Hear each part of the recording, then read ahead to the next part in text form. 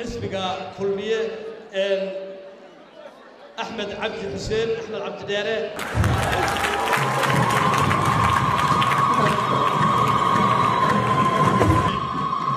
فرحت بيكو قليلة وطن كاقي وقعد شوفته وقعد مالين والبا قيب كمدا هذه سيسو مدحنا halka soo fadhida wadanka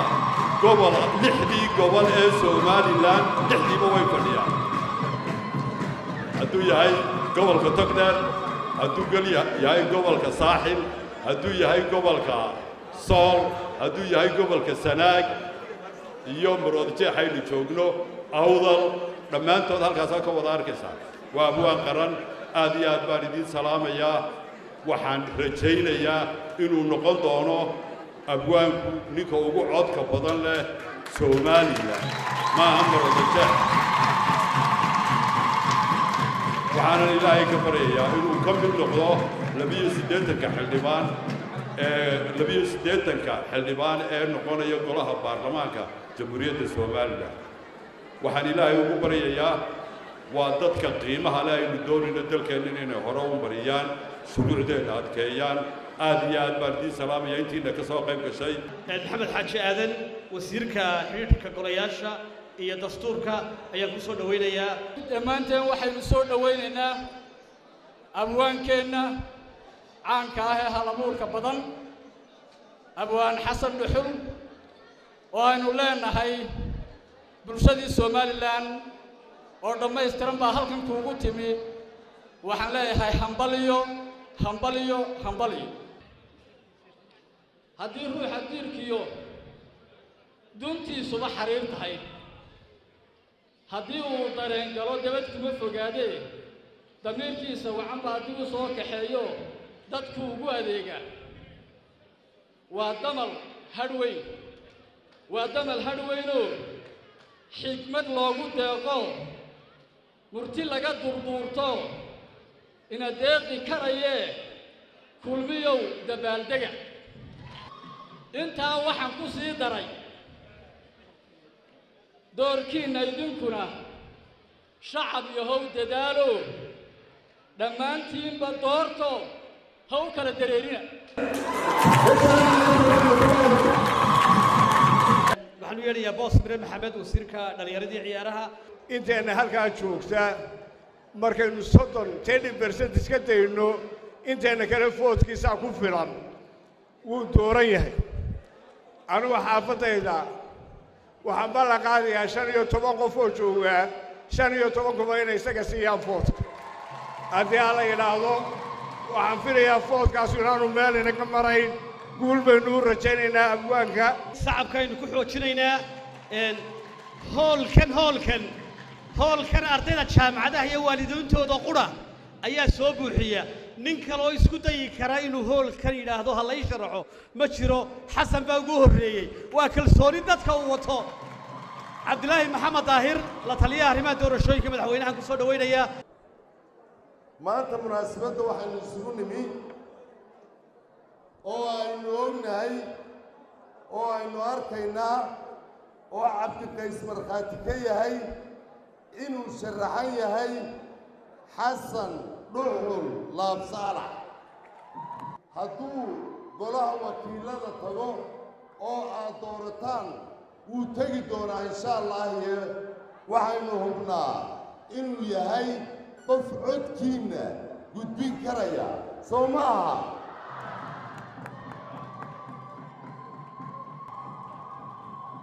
marka hore waa abwaan marka xiga dareenkiinna ayuu fahmayaa marka xiga dantiinna ayuu garanayaa waa qof weligeenna oo aan dhacaynin weliba kaasuu dhacay kani ma dhacayo waxaad ku garanaysaan oo aynu markhaati ka nahay inta halkan timi madaxweynaha oo keliya isu keena madaxweynaha oo keliya ayaa isu keena oo ay isu soo raacaan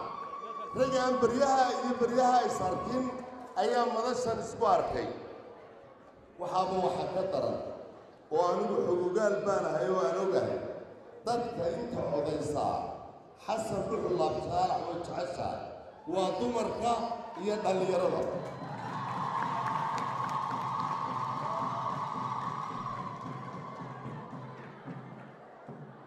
hadda anigu odhan maayo haddaan idhina ha iga qorina haddaa iga qortaanna ha iloobina reer gabiileyow xasan dhuxul laab saalax inuu dhacaa waa idinku ceeb. wuxuu isu keenay bulsho aad u badan oo beryaha aan isarag anigoo hawl jigjiga ugu baxaya abwaanku habeenkii la soo hadlay hore uu baaqanayay markaasuu wuxuu yidhi hella waxaan doonayaa barnaamijka inaad hoggaamisaad kaxayso waxaan ku yidhi muuse dabadii mikrofoon ma soo fuulin inaan soo fuulana maan jeclayn laakiin adiga waana ku soo saarayaa waana hiilii hob oo kula garab taaganahay marka waxay ku tusaysaa sida halka loo taagan yahay fanaaniintii buu haystaa muusishankii buu haystaa saxaafaddii buu haystaa haweenkii buu haystaa dhallinyaradii buu haystaa wax badan oo kalena wuu haystaa marka abtiyaashii buu haystaa oo halkan ka codaynaya anigu odhan maayo reer gabiileyow haddii xasan dhaco waa ceebaysan tihiin ee waxaan leeyahay reer somalilaanow haddii xasan soo bixi waayo waad ceebaysan tihiin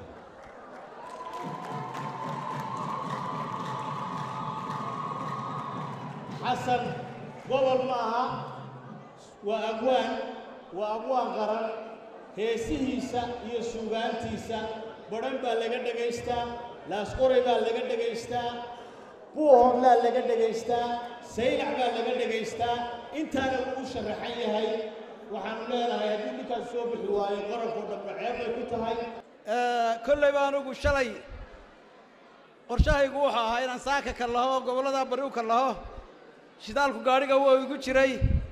markaan ogaaday xafladdiisi inay maanta tahay xasan ayaan u nagaaday aniga rag kaloo dooriba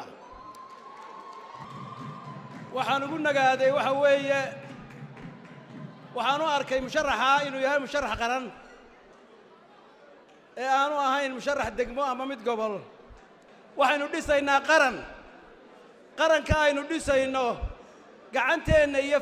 farteenna iyo xulashadeenna ayuu ku dhismayaa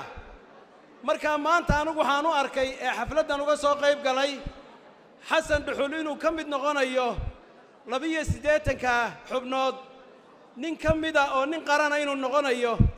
inaanu nin degmo noqonayn inaanu nin gobol noqonayn inaanu nin qolo noqonayn ayaan halkan ayaan uga soo qayb galay ilaahayna waxaan ka rajaynayaa inuu ku guuleeyo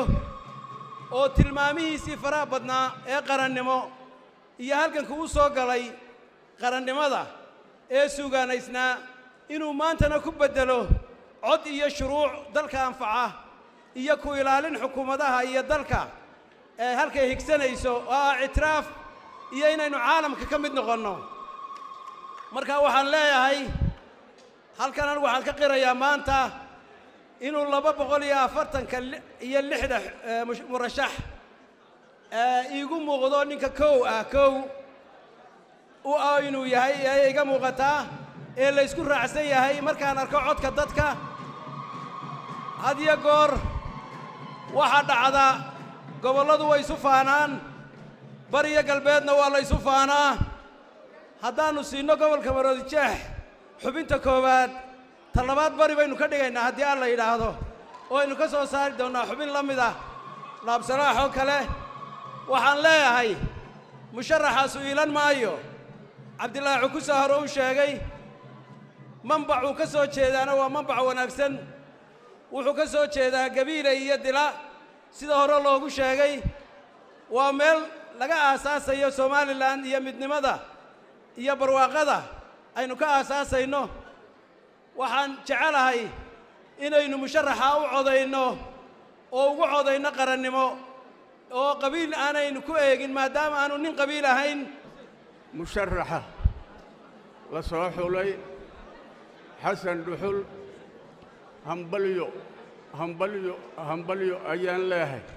wiilka horta aan ka warramee abtaan u ahay raggu 2 ninunbuu ninku ragannimo u ogol yahay layidhi 2 nin buu ragannimada la jecel yahay inanka u dhalay iyo inankuu abtiga u yahay labadaasuu raganimada la ogol yahay le waxoogaa haddaan ku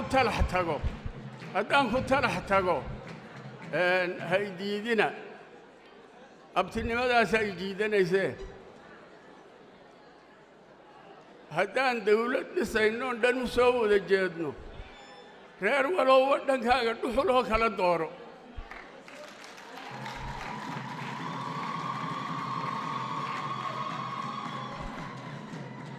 haddaan dawlad dhisaynoon dhan u soo wada jeedno reer walow waddankaaga dhuxuloo kala dooro murtidu waa halka dambe waa codka weeye murtidu codka ceelka si fiican uga fuliya haddii alla yidhaah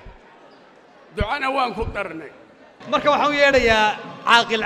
cabdilaahi qalinle kadibna kooxdii xidigahaynu dib ugu yara noqonaynaa si aynu ugu yara nasanno oo hadalka aynu ugu yara batay aynu hadalka ku yara nasino xildhibaanka xasan saleebaan dhuxul laabsaalax beesha uu ka soo jeeda cumar galbeed uma ay soo sharaxin inuu musharax gobol iyo musharax beeleed midna uma ay soo sharaxin bini aadanka dadka ninka madaxda doonaya nin wuxuu yidhaa ha lay sharaxo ninna waa la soo qabtaa unoo kaalay unbaa la yidhaa isaga beeshu way soo qabatay unoo kaalay unbaa la yidhi xildhibaan somalilan iyaan kuu sharaxaynaa kaalay unbaa la yidhi ma uu soo doonan isagoon warkaayn unbaa la soo qabtay xildhibaan somalilan iyaa loogu talagalay looguma talagelin xildhibaan beeleed iyo xildhibaan gobol midna looguma talagelin xildhibaan somalilan weeyaan somalilan buu sharaxan yahay somalilan bari iyo galbeed ayuu u sharaxan yahay xildhibaanka waan soo dhawaynayaa waan u baarigayaa waxaan leeyahay hambalyo waxaa tahay xildhibaan qaran waxaa tahay abwaan ummadda waad u dhaxaysaa waxaan u malaynayaa somalilan oo dhan baa ku dooranaysa abtiyaasha waa la sheegay tolkaa waa la sheegayo waa gabiilay anigu waxaan ahay labada goorba xagga gabiilay iyo xagga xididkaba laba cod baanu ku haynaa iyo kaambeygaba insha allah bismillaahi kariim xasan dhuxul laabsaalax oo ka soo jeeda meelo fara badan gobolka aan ka soo jeedo waa number 1 number 2 xisbigii kulmiye number 3 somalilan oo dhan xasan waa nin aan maanta hadduu soo bixi waayo adduunkayna la yaabaya somalilan ma aha caalamkayna la yaabaya xasan musharax ma aha musharax keliya ma aha waa nin abwaan qarana soomaaliya somalilan etoobiya caalamka oo dhan waa laynala yaabaya waxaan leeyahay loo codeeyo si aqlabiyada maanta cod uma baahnin aqlabiyada waa inuu noqdaa guddoomiyaha baarlamaanka somalilan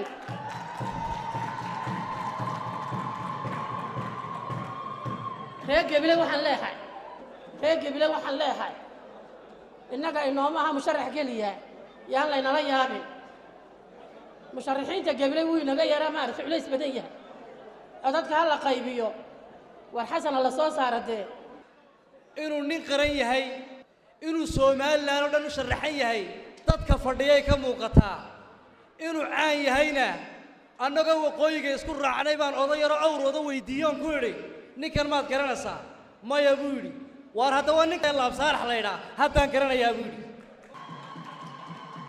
xasan waxaa laga sugayaa dhammaan somalilan oo dhan waa laga sugayaa hawl badan baa u taalla inta aan annagu u haynaa meel bay u taallaa intii kalena dee horta ninkan inuu soo baxayo guddoomiyihii baarlamaankaaba la sii siiyey aad iyo aad baad ugu mahadsantihiin nin haldoor aannu idiin keennay aad iyo aad baad mahadsantihiin qudhaydu waxaan ka hadla maanta dareenkayga ma garanayo ninka laabsaalax wax u taray anigana wuu ii taray waa anigoo ah aadan cabdiciidla raadiyo halgan hargeysa waxaan idinku bishaaraynaya oo idin sheegaya hankii qaranku wuu rumoobay hankii xasan baa rumoobay waxaan kaloo idin sheegaya dadka taageerayaasha xasan saleebaan dhuxul laabsaalax ka tirsan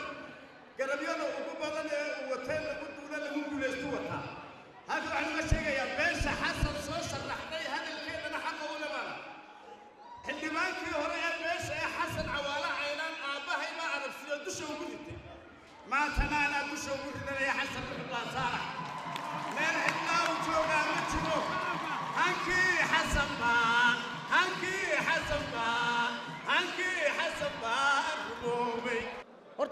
ka baryaa dadkaa wanaagsan ee nabadda qaba wax loo dhigaa ma jiraane ilaahay nabaddooda inuu waariyo iyaga innaga iyo dalkeennaba inuu nabadeenna ilaahay waariyo ayaan horta ilaahay ka ducaynayaa aamiin dhaha ninkaa dhallinyarada ah ee maanta isu soo taagay inaynu doorannona wax lagu doorsadaaba ma jiraan waa dadkii nebiga ammaanay waayo si walba wuu u shaqeeyey diintuu ku shaqeeyey dantuu ku shaqeeyey dowladnimaduu ku shaqeeyey wadajirkuu ku shaqeeyey wanaagguu ku shaqeeyey walaalnimaduu ku shaqeeyey somalilan waxa aanu nagala shaqaynini may jirin dooranno ha jiro ha waaro ha joogo allah ha janneeyo waa sida wasalaamu calaykum anigu farriimaan dirayaa maanta farriimaha qaar waxaa igaga tegay cabdiqays oo ay u soo wakiisheen dhegihiinna furta shalay waxay lahaayeen idinkoo itaal dara waa la arki doona xasanna maanta wuxuu leeyahay inta u dhaxaysa waan dhaafaya midnimo dhimatuu ku sii dhegaye dhegaha ugu rida inaanay dhacay 60 sannadood iyo 60 ka horreeyey wuxuu igaga tegay cabdiqays oo iminka ugu weyni intaa waanu idiin haysin maanta noo codeeya waa farriin anigu odhan maayo gurigayga intaasaa joogta laakiin waxaan sameeyo waa lay arki doonaa isu wada sheega kaadhkiina waan soo beddeshay laascaanoo tiriibkan tegi maayo xasan baan gabilay la joogayaa hargeysaan joogayaa jabuuti wixii kaadhar jooga ha soo baxeen dowlad deegaanka soomaalida etoobiya ah wixii kaadhar haysta ha soo baxeen ninkii weynaabaa sharaxan cabdiqaadir wuu mahadsan yahay u kala tegi mayno khudbaddii musharaxa inoo soo socota waxaan ka horraysiinayaa guddoomiyaha golaha wakiilada ku-xigeenka golaha wakiilada marka koowaad waa hambalyo abti xasan saleebaan dhuxul laab saalax hambalyo qodobna waan ugu hiilinayaayo inankaan abtiga u ahay falsafadda aan wadaagno ayaan sheegayaa wuxuu fahamsan yahay waxa dila iyo gebila isu yihiin anigu waxaan qabaa qarannimada aan doonayna inaan dhisno inay halkaa ka tolmayso ma qabo iyada oo burco 2 daamood lagu tilmaamayo inay inoo taabagelayso qarannimo iyada oo ballay gubadli iyo salaxlay 2 wadda kala tegayaan qarannimo taam inoo noqon mayso falsafadda aan xasan wadaagno een doonayna inaan ku shaqayno een doonayna in qarankani ku dhismaa waxa weeye in ay tahay haani gumbay ka tolantaa dadku waa isu deegaan labadii bar iyo baadiye biyo wadaagtaa waa walaalo walaalnimadu inay halkaa ka tolanto oy kor u socoto oy midnimo u gudubto sidaasay ku dhismaysaa walaalayaal waxaynu nahay badweyn dhexdeed shamac ka ifaya waxaynu nahay dal madax bannaan oo dimuqraadi ah nabadgelyada aynu ku faanayneen maanta haysannaa waa mid dunidu mucjiso ku tilmaantay waxaa inoo dheer dimuqraasiga waxaan doorashooyinka iyo xorriyatul qowlka iyo qofku siduu doonayo inuu wax u dooran karo waa wax qiimo weyn dunida ku leh maanta Soomaaliland mandaqada ay ku taalo walaalayaal waad ogtihiin dawladihii waaweynaa ee dariskeena ahaa qaar doorashooyinkii way ka baxeen qaar kale way isu haystaan qaar way gubanayaan falillaahi alxamdu washukr nabadeenni baynu haysanaa qarannimadeenni baynu ilaashanaynaa dimuqraadigeennii baynu exercise garaynaynaa waynu yacni isticmaalaynaa in qofku neefsado shacbigu neefsado wuxuu doonayo doorto wuxuu beddelayana iska beddelo markaa walaalayaal waxaan dhammaantiin idinku waaninayaa marka loo kaco doorashooyin caadifad qabaliyaa sare kacda inaynu taa ka korraa loo baahan yahay maanta wuxuu xasan laab saalax astaan u yahay halkana looga markhaati kacay in lagu dooranayo ideolojiyadiisa afkaartiisa abwaannimadiisa waa wax ka baxsan wixii caadifadda negatifeka inagu sameynayay qabyaaladda ahaa marka waa wax la soo dhoweeyo waa taan mustaqbalka doonayna axsaabta qaranku inaanay u xulanin beelahay ka soo kala jeedaan dadkuye shacbiyad nooc ma ay leeyihiin ku xushaan afkaar nooc ma abuu wadaa qofkani markuu gole qaran buu tegayaa siyaasadda laga jaangooyo qaranka halka golaha laga jaangooyuu tegayaa muxuu ku kordhin karaa muxuu ina tari karaa taa markaynu hoggaankeennuna qaato shacbiguna shacbigu daan waxaan qabaa in la hoggaamiyo shacbigu sida madaxdu u shaqaysu u shaqeeyaa madaxdu haddaanay barnaamij wax qabyaalad dhaafsiisana aanay ahayn dadku qabyaalad kama baxayo haddayse madaxdu la timaado barnaamij qabyaalad ka korsan shacbiguna wuu ka baxayaa qarannimaan idiin rajaynayaa mar labaad iyo mar saddexaad abwaankaan abtiga u ahay hambalyo guulaysa abti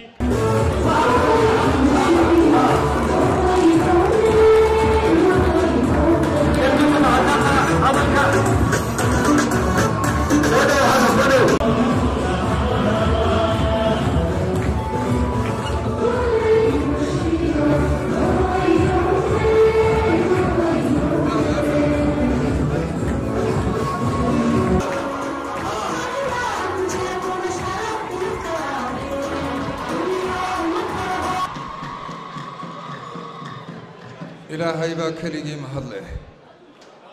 marka koowaad waxaan salaamayaa aasaasihii xisbiga kulmiye axmed maxamed maxamuud siiraayo waxaan salaamayaa madaxweynaha qaranka muuse biixi cabdi waxaan salaamayaa hoggaanka xisbiga ee axmed cabdi dheere oo aanu aqaano shakhsi ama siyaasi xariiro halkan iminka ka maqan oo inala joogay ayaan salaamayaa waxaa kale oon salaamayaa uqaasha haweenka salaadiinta dhallinyarada iyo cid kasta oo munaasabaddan ka soo qayb gashay waxaan u mahadnaqayaa waxgaradkii waayeelkii dhallinyaradii deegaankayga ahaa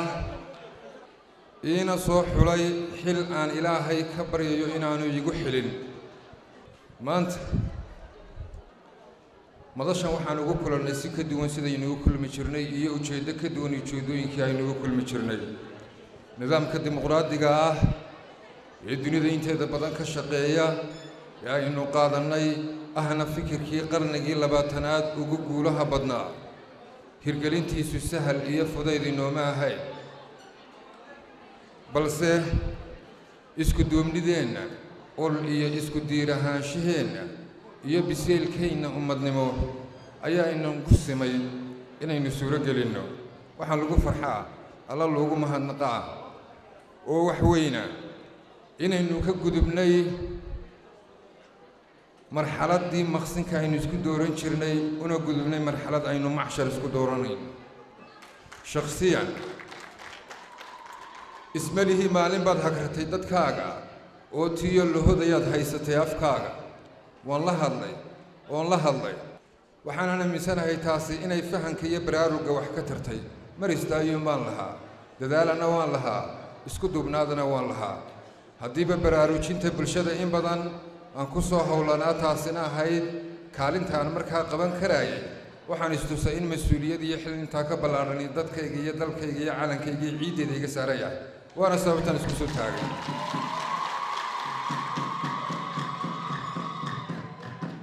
aniga iyo halaburrada kale cidna diratay ma jirin damiirkaasana faray inaannu isdirno maantase waxaan idinka doonayaa inay dirataan meel aan wax ka tari karo shaqada taalle iyo ahmiyaddeedana aan ogahay isleeyahayna siday tahay baad uga soo baxaysaa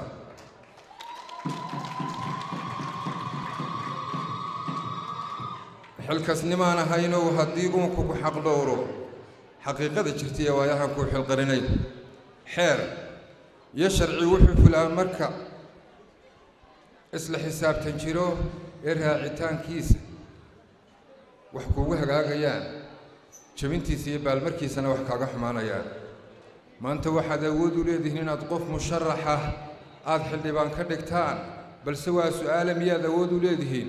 qofkaad fartiinna xildhibaan kaga dhigteen inaad la xisaabtantaan waa maya haddaba golaha wakiiladu waa meesha laga suuro gelin karo inaad heshaan awood aad mas-uulkaad u codaysan kula xisaabtantaan haddaad u bogi weydaanna kuba eryi kartaan doorashoo dhammina waa hannaan shaandheeya qofka kursiga u qalma iyo kaan u qalmin waxaa markhaati iga tihin in shaandhadeenna maantu tahay yaa reer badan iyo yaa reer yar golaha wakiiladu waa meesha qaladka laga saxayo qofka xildhibaanka ah waxaa laga yaabaa maamuuska iyo milkaha uu bulshada dhexdeeda ku leeyahay mid la mid ah inaan ku leeyahay ama ka weynba waxaanse u doortay inaan xildhibaan noqdo waa in hooyada danyarta ee bacadka fadhida iyo inta la midka ay dantooda iga dhex arkaan codkoodaan ku hadlo oon baahidooda sharci ka turjumo waxaan doonayaa inaan ka shaqeeyo in sistamka dowladnimo u damaanad qaado qof kastoo muwaadina wuxuu xaq u leeyahay si looga maarmo ku tiirsanaanta reernimada war misaa bulshadeenna ka mid ah oo reerka ay ka dhasheen aan iyagu dooran balse ilaahay u dooray tirada reerkoodoo yar darteedna ku waayay xuquuq ay lahaayeen oon haysan cid u hadasha matasha u dooda muwaadiniintuna xuquuqihii dastuurku u damaanad qaaday sida saxda hadday ku waayaan macnaheedu ma aha inay xuquuqahaasi ka maarmeen waa in la helaa cid u baadi doonta inaan kuwa hormood ka noqdaan doonaya haddii alle awoodda liigu simo iyadoo wax badan inoo qabsoomeen haddana wax badan oo inaga qaldani waxay salka ku hayaan arrimo sharci si xal loogu helo waa in la helaa xubno xeerbeegtiya oo xulashadooda laga baaraandego waxaa ogaataan 82 mudan ee dooranaysaan eed golaha geynaysaan eed u wakiilanaysaan ujeeddo cad oo ah dhammaystirka shuruucda iyo ilaalinta ku dhaqankooda iyo dabagalka iyo la xisaabtanka hay-adaha fulinta iyo garsoorku hadday noqdaan 82 mudane oo u arkaa in shaqo abuur loo sameeyey waxaa u wakiilateen wax ka duwan bay wakiil ka noqonayaanoo masruufka iyo mushaharka reerkooda ah sidaa darteed in codkiina u meel didaan waa muhiim ummad baynu nahay oo afduuban dad meyti ah oo ree aakhiraad ah oo ilaahay xisaabtoodii ifka laalaabay haddii lagu su'aalo awowgaaga afraad muxuu ku fiicnaa door caynkee ayuu bulshada ku lahaa ma sheegi kartid mana taqaanid balse awowgaaga aad ku abtirsato ee 30aad ama 20aad haddii la soo hadal qaado waa damqanaysaa hiilkiisana diyaar baad u tahay taasi waxay muujinaysaa in qof kastoo inaga mid ah ilaalinayo xuquuqda qof dhintay qof nool la ka tegayo waar awowgaaga dhintay kaagama baahna inay difaacdo u dagaalanto u doodo ku faanto ee wuxuu kaaga baahan yahay inaad u ducayso balse kaaga nool ee istuhmaya iskuna tuhmaya inuu wax tari karo ayaa hiil kaaga baahan duruuftayda sharci kama turjubi kartid xuquuqdayda muwaadinimo ma raadi kartid golayaasha qaranka iguma matali kartid masiirka qarannimo ma ilaalin kartid waxaasoo dhani waa justification aan codkaaga ku waayi karo balse kala awood iyo kala abtirsiin baan nahay inaan codkiina ku waayaa waxay muujinaysaa bisay la'aan ummadeed hadda ma baqa qabe ogow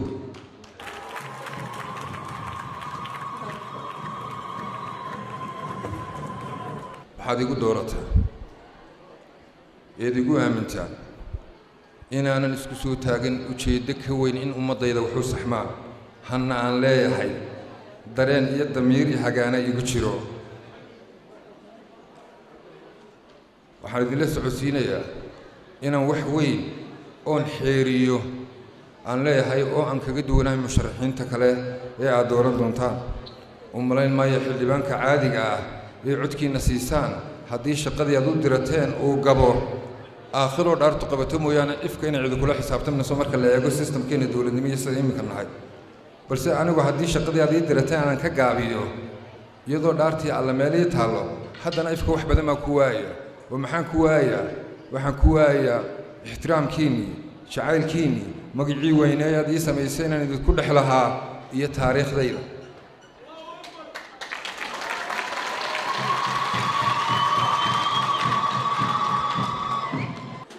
ma doonayo in wax sheegmadaydii iyo suugaantaydii berri igu markhaati furto ee waxaan doonayaa inay ii markhaati furto anigu adaan kuu sharaxanahay ree gebele baan u sharaxanahay ree maroodi jeex baan u sharaxanahay ree somalilan baan u sharaxanahay saboolkiiyo caydha baahan baan u sharaxanahay calankiiyo ciiddiiyo qarankaan u sharaxanahay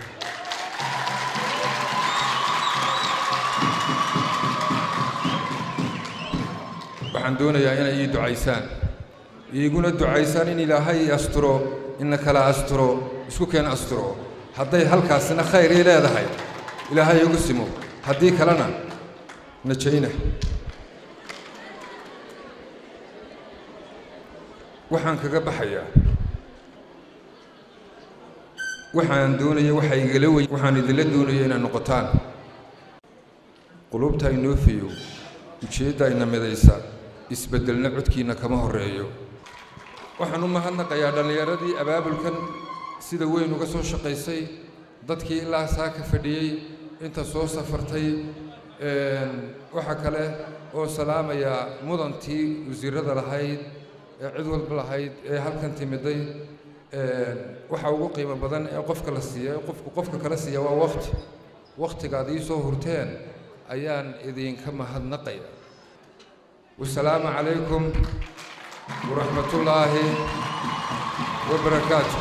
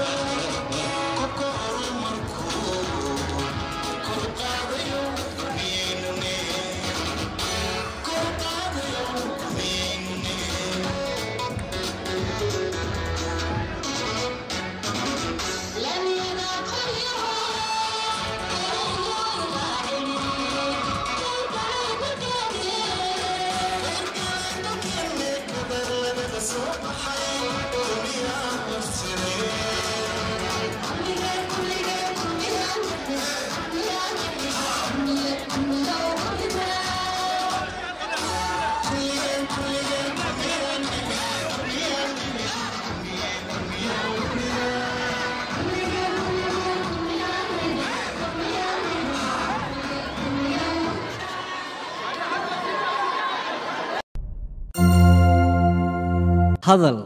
oo hadal oo hadal oo ku hadal bishii oo dhan $7 oo kaliya haddaba si aad ugu shubato adeega kaafiye fadlan garaac xidig 8 eber 8 afargees ama xidig 2 eber 2 tayo waa telesom